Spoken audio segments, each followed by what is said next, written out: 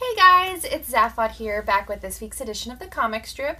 So I have to warn you, this is a huge fucking week. I came home with more single issues than I ever have, and so I might go through them a little bit quicker than I would normally just because I want to get through them without keeping you on the video for like 30 minutes while I talk about them. But it was an awesome week. There was a bunch of cool number ones, a lot of cool independent stuff, just a great week overall. So I'm really excited to just dive in and talk to you guys about it. So let's just go ahead. First up, I actually read this one at work before I got home, so to try to make my at-home reload a little bit easier. So here we have Legendary Star-Lord number 2. This series is just a lot of fun. I'm really enjoying it. Peter Quill reminds me a little bit in just how it's written in this issue, a little bit of the dude from The Big Lebowski. It might partly be because I watched that last night, but just some of the lines that he says, I might be crazy, but I see it in there. It's just kind of, it's fun.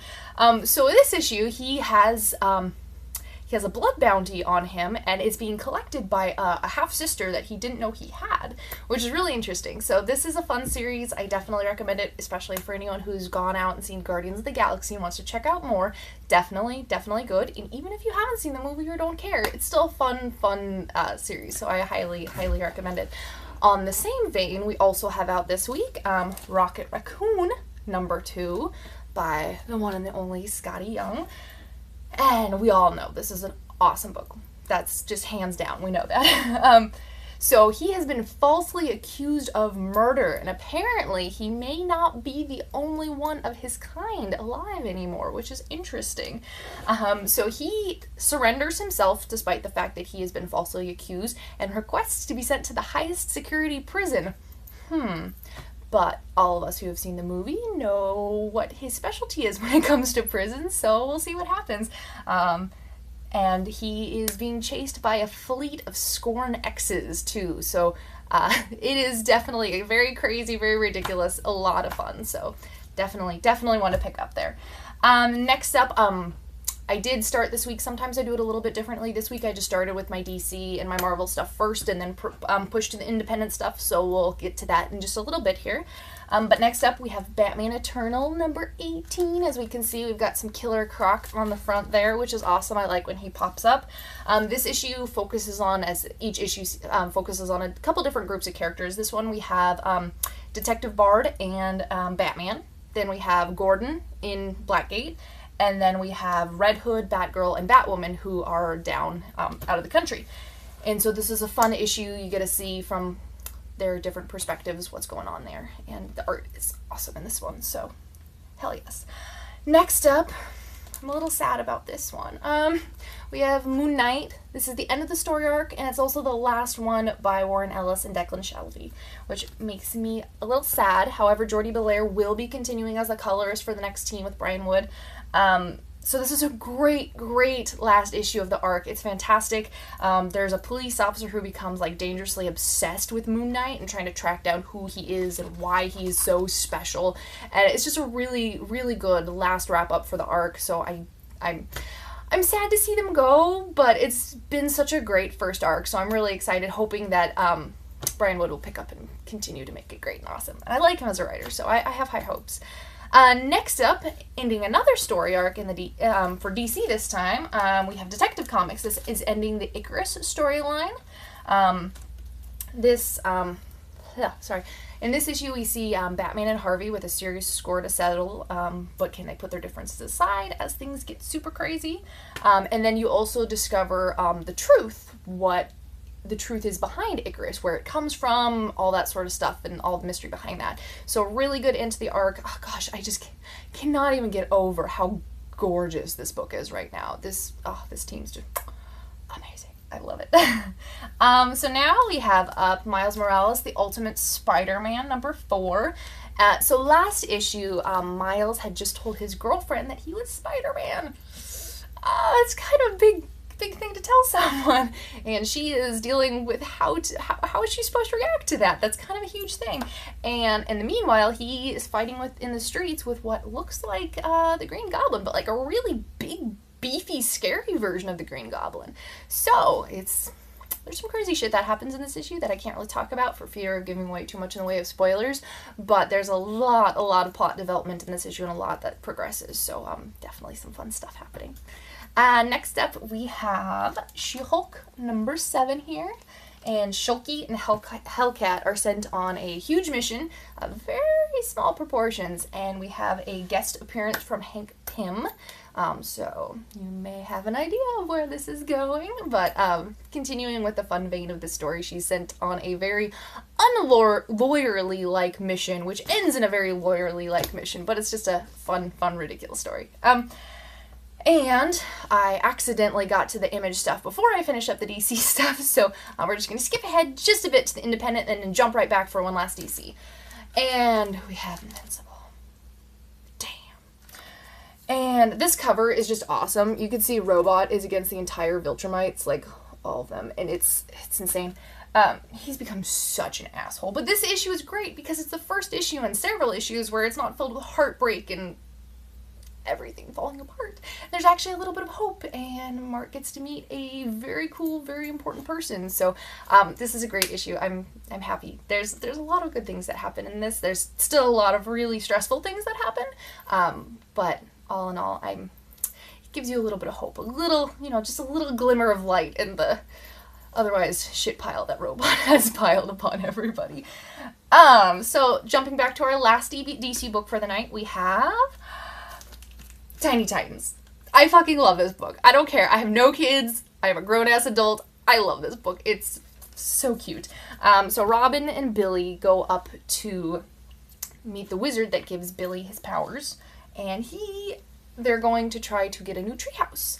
And Robin also tries to acquire some of Billy's Shazam powers, and maybe it doesn't work out the best for him, but it's such a fun series. It's great. Read it with your kids. Read it to yourself. I mean, there's so many dark and gritty books coming out these days, which are great, but it's really nice just to have something light and happy to come to, and I love Tiny Titans for this, so I will read every series that they do, even if I'm not, a child, because it's awesome.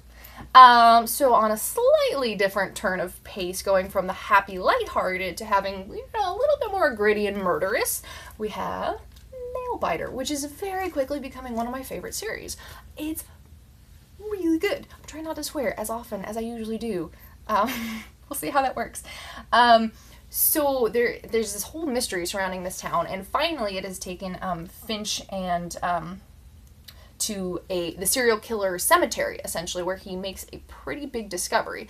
And there's also a mysterious hooded figure who's been tracking them from the morgue, and in this issue you get to find out who that is. So there's a lot of stuff. I really just want to find out what the mystery is of this town and how there's all these 16 different serial killers all from the same place, and it seems like, and in this issue you kind of start to see that it seems like everything, they were just a normal person, and then all of a sudden something changed and they got that serial killer whatever inside them. So there's obviously some underlying shit that's going on, this big mystery of how there can be so many serial killers who used to be just normal people in this quiet little town, and I really want to know what it is, and they are weaving an awesome mystery and a really cool story, so I love this book. Definitely pick this up if you aren't already. Speaking of books that you should probably be picking up because they're awesome, we have Alex and Ada number 8. This series is fun. Everybody who I work with pronounces it differently. One is Alex and Ada, one is Alex and Ada, one is Alex and Ada. I'm not sure which it is. I say Ada. I may be wrong. So the last issue, it ended with the government making an announcement that they were cracking down on sentient robots and how that they knew that they were out there and they were going to put a stop to that, which is a huge scary thing because Ada just became sentient and they're trying to deal with, what do we do? Like, how do we handle this? Should she, I mean, obviously she has to act more robotic in front of people, but in the last issue, his grandma knew right off the bat that she was sentient, so obviously she's not doing a great job of hiding it, and Ada decides to learn a little bit more about humanity and a little bit more about love. So in a very she learns in a very robot-like fashion about a very human-like thing. So I just love the series. We're over halfway through it right now, so I'm excited to see how this second half of the story is going to progress. I'm just loving it. It's great. And next up we have Lazarus number 10. This one was I was surprised it came out again already so soon. It's only been about a month, and I mean, obviously comics do often come out every month, but this one has had a few delays here and there, just a little bits. So it's great that it's coming out so promptly. So this issue focuses on Jonah Carlyle and what happens to him after he tries to take over his father's family, and he fails terribly. So he is trying to switch sides now, and you get to see how that happens as he's trying to essentially jump ship from the Carlyles to try to join this other family. And it's interesting to see the perspectives of the Carlyle family from the other families around it. And obviously he grew up thinking his family was great, and now he's seeing that the rest of the world doesn't think so. But good stuff. I hate him as a character. He's an awful person, but this issue is really interesting, seeing kind of the perspective of the world from a different family, rather from the Carlyle family, how we've seen it so far. Pardon me. And next up, we have a new #1 from Dynamite. This is one that I've been looking forward to. This is Terminal Hero by Peter Milligan and Piotr Kowalski. I think that's how you say that. So this story is about a guy named Mark. Mark has a large inoperable brain tumor, and he has been told that he does not have a lot of time left. His friend, Raza, who is a fellow doctor, discovers this secret technique that another doctor developed to treat inoperable brain tumors, but this treatment has some very dangerous side effects, which end up with him having crazy powers that he just doesn't know how to control. So kind of superhero-like powers, but without the ability to control them, without the ability to really rein in what he's doing. And so it's really crazy just seeing that all take off. And it's definitely really compelling. I highly recommend this. I'm definitely going to keep checking this out. I want to see where this is going to go. The art's awesome. The story's great so far. So definitely one to pick up. And another #1 this week we have from Image and Top Cow. This is Genius. It's by Mark Bernardin and Adam Freeman. And the art is by Afua Richardson. I'm so bad with names. I'm sorry if I'm butchering these. So this is going to be a weekly series coming out in August for about 4 issues. It feels a little bit, when you start this, it feels like you're jumping in halfway. The first page has a kind of what feels like a recap, as if if there was a previous series, this is the recap, and now you're on board to get going. So when I first picked this up, it feels a little awkward just jumping you in partway through the story, but it very quickly kind of progresses to become a little bit more of a natural story, from being like an awkward throwing you in partway to kind of giving you an idea of what's going on. So the story is about a gal named Destiny, and she is super smart, and she's found a way to take all of these rival gang factions in the city and unite them under one cause against the police of this city. So this series starts you right at the beginning of essentially an all-out war between the gangs, the one gang now, and the police. So this is an interesting story. I really like the art. It has a very different, unique perspective and point of view. I really like it. I don't know if this is one that I will continue in single issues, especially since it's coming up weekly. I'll definitely pick up the trades when it comes out. But I think it's going to be a little bit much for me to keep up on a week-to-week basis in the upcoming weeks, considering how big my list is already. I'm trying to make some concessions. I'm trying to keep my list under 50 titles, and I already broke that rule, so I have to cut back, seriously. But one I will not ever cut back on is Spread. Spread is just magnificent. I fucking love this book. I mean, we're only 2 issues in, obviously, but it's amazing.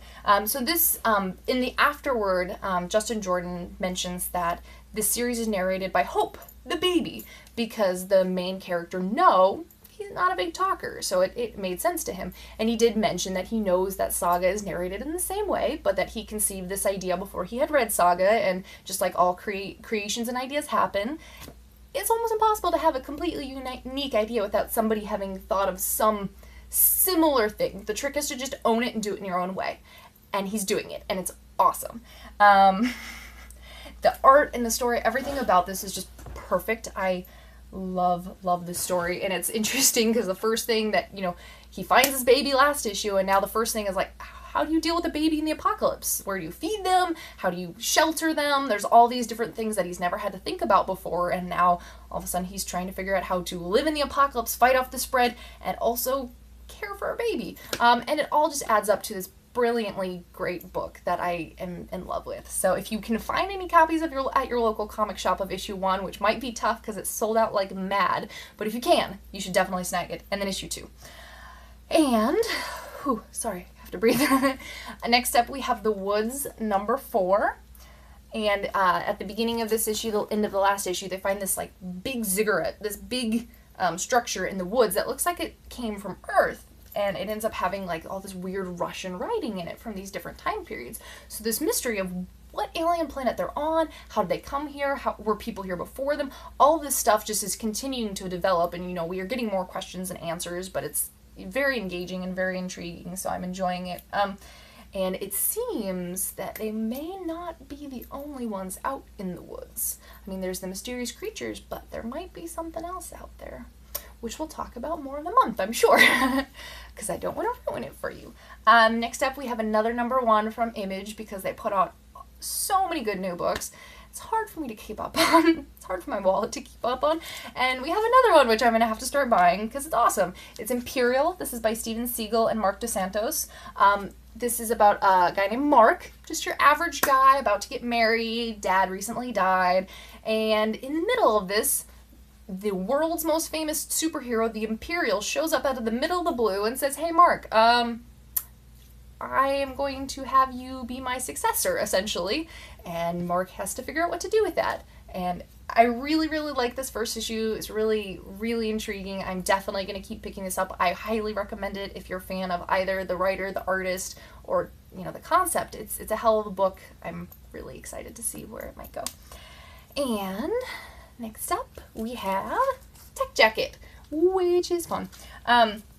Zach is trapped. Tech Jacket is Zach. His suit is not working. He's barely making it through, but somehow he escapes. And his dad also feels trapped because he knows his son is helpless, but he can do nothing to help him. And there is a very wealthy, very powerful man who is interested in the technology of Tech Jacket's suit and is maybe going to try to buy it or take it from him. We'll see. But good shit. Next up, we have a very long title from Joe Casey, Captain Victory and the Galactic Rangers. Definitely sci-fi book. If you couldn't tell, Captain Victory captains a ship called the Tiger. It's a juggernaut. And he's there with his crew, a very eclectic group of aliens from all these different planets with all these different skills. And they, disaster strikes, and the captain dies. This isn't a huge spoiler. It's on page 2. I'm sorry. I think it's probably in the premise of the book. But there is a very interesting chain of command in place for what happens when the captain dies, and that's what the story is really about. And it's really cool. I'm interested to see where it's gonna go. It's got a weird little twist at the end, which it's issue 1, but I don't want to give away too much. I will say that it's a very intriguing title. I'm gonna keep picking it up. It's new from Dynamite. Actually, it's 3 artists on this first issue: Nathan Fox, Jim Rugg, and Ulysses Fairness. So you get actually a couple different, very distinctive different art styles and coloring styles through that. But they're all very cool. You get some cool spacey art, and the characters are done in a different style of art and coloring. But it's a really interesting concept. I like the idea of the story, and it's being executed really well. So I want to see where it's gonna go. Next up, we have The Bunker number 5, and this series really indicates how tricky time travel is, especially when it's your future self traveling back to your past self to tell your past self that the evil that you do in the future is evil, but it's still for the greater good of mankind because it's preventing an even greater evil. Are you confused? Well, then you should pick up the first volume of Bunker, which comes out tomorrow. It's on Wednesday. And then keep picking this up. It's a great story. It's definitely, I'm going to reread it when it comes out in trade, because there is so much back and forth time travel stuff and future selves telling past selves and all these. So it'll be very, very refreshing to read in a collected format once we kind of figure out what's happening here and there. But it's a hell of a book, so I'm excited to reread it in paperback and to continue reading it as it comes out and as the mystery unfolds. Last up for the night, for me, we have The Squidder, issue 2. And Jack is the name of the main character. He is a squidder, which in this story you learn a little, in this issue you learn a little bit more about that, where at a very young age he was taken and he was essentially made to be a weapon for war, to fight against the squid. But now that the squid have won, he's just trying to go about life, and he hunts down a squid priestess for someone else, and they go on a journey together, and she's trying to tell him the way of the squid, and he doesn't want to hear any of it, but he might have to listen because he doesn't know what all that's going on, and there's some crazy stuff. If you did kickstart this, they did get a advanced copy of the Slipcase Kraken edition, which I ordered. They said that more are going to their warehouse, and then they'll be sending emails out soon with updates on the shipping, which I'm really excited about because I want to see that book, and it's going to be glorious. So that's it for me tonight, guys. I'm really sorry that the video ran a little long. I did warn you, and I tried to cut it short, but you know me, I like to ramble, and there were a lot of amazing books that were out this week. So there's so many great number ones that came out. Please support these creators. If any of these sounded interesting to you, pick one up, give it a try. These people work really hard to put out such cool creative stuff for us, and so I always like to support them and you know, give all the new number ones a try that I think are interesting. So thank you guys for listening. Thanks for watching. If you have any questions or comments, or if you want to talk about any of the things that you read this week, just drop it in the comments below. I'd love to talk to you guys about it. So thanks for tuning in, and I'll see you next week.